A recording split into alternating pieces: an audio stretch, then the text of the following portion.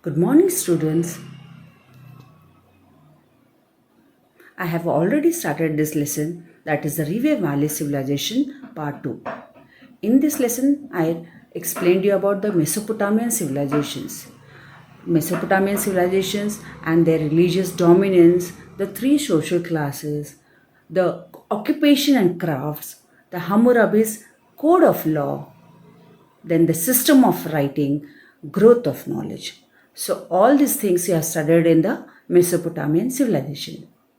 So today I am going to start a new civilization, that is Egyptian civilization. Egypt is a large country located in the eastern part of the Sahara Desert in North Africa, except for the narrow strip of fertile and stretching along the banks of the river Nile. The rest of the country is desert.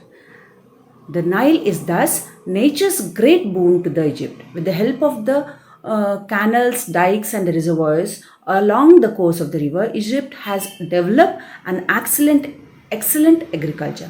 You can see in this picture, the left side, the Sahara Desert, and you can see that the green portion shows about the Egyptian civilization. Okay, the Nile has also served as a national highway for the water transport. Because of this river, Egypt became the birthplace of world's old civilization. It is also known as the gift of Nile by Romans and Greeks. So this civilization, Egypt, developed during 3000 to 2000 BC, and during the Middle Kingdom 2000 to 1750 BC.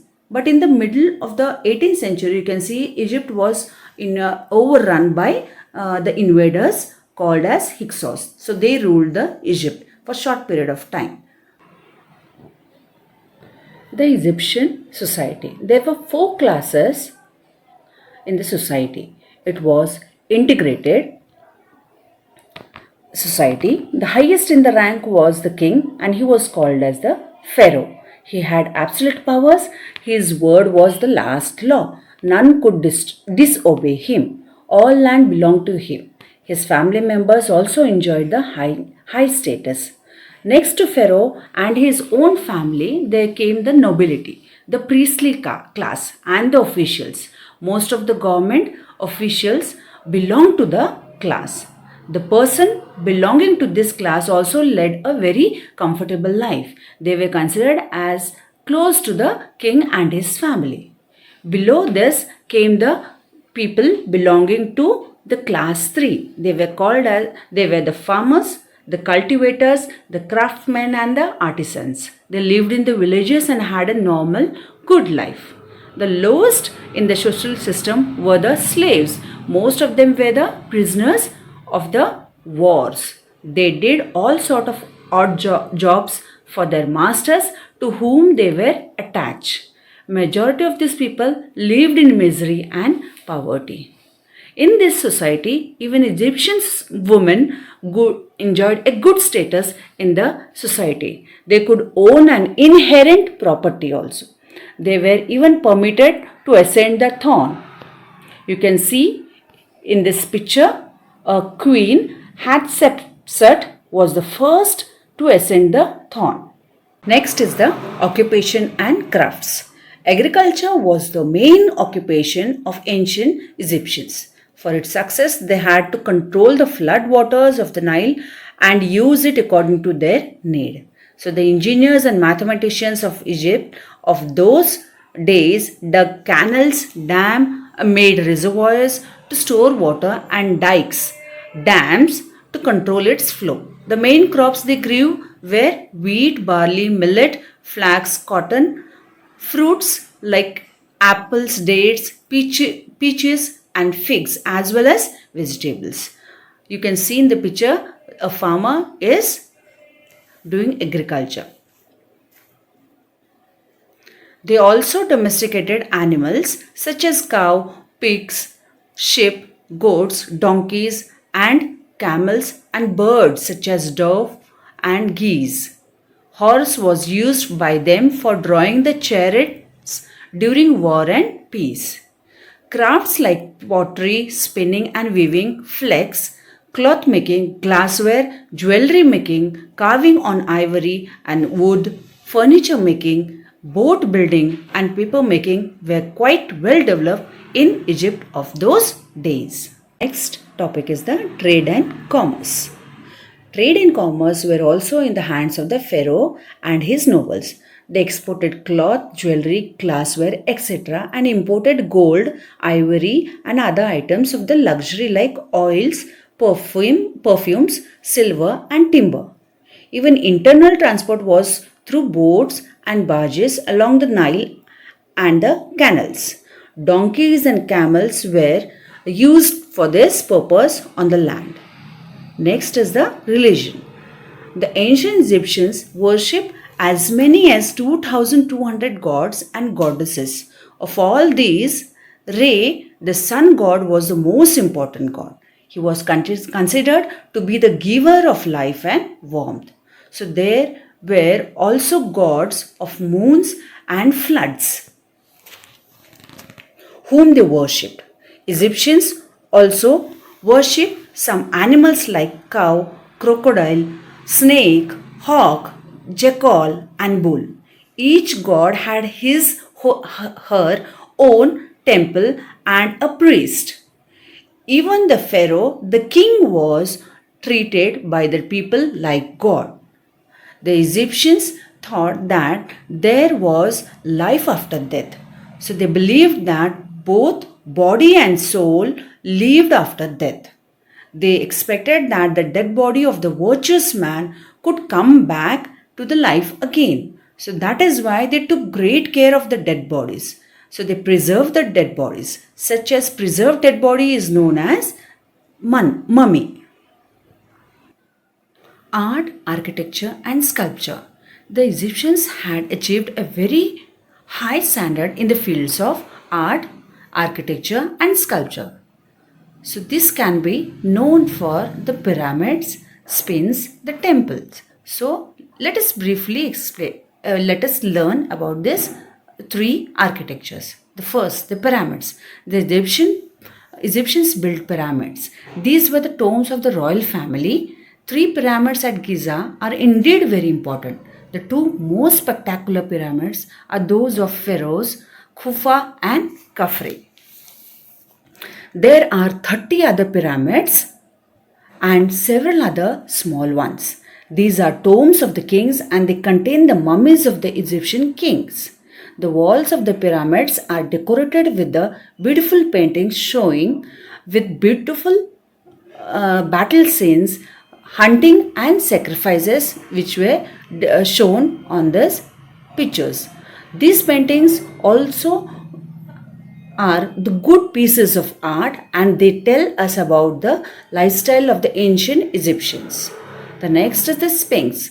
The Great Sphinx is another astonishing monument in Giza near Cairo. It is a structure of a mythological animal. The Sphinx has the head of a man and the body of a lion. It is carved out of a single stone.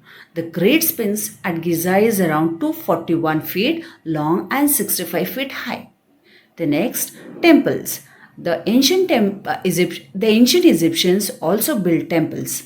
These are the several of them. Most of them are near the Nile, particularly near Thebes. Outside these temples, there are huge statues of pharaohs and the avenues of sphinxes. These temples in Egypt are very famous, namely the temple at Karnak, the temple at Abu Simbel, and the temple at Luxor. Like the pyramids, the walls of the temples also have beautiful paintings on them. Here you can see one picture which shows about the Great Sphinx of Giza, which is one of the largest colossal sculpture in Egypt. It is a national symbol of Egypt. Hieroglyphic script of Egypt. The Egyptians also knew the art of writing. Their script is called hieroglyphic script or the sacred writing because it was used by the priest. Hieroglyphic script was deciphered by Champollion, who was a great French decipherer.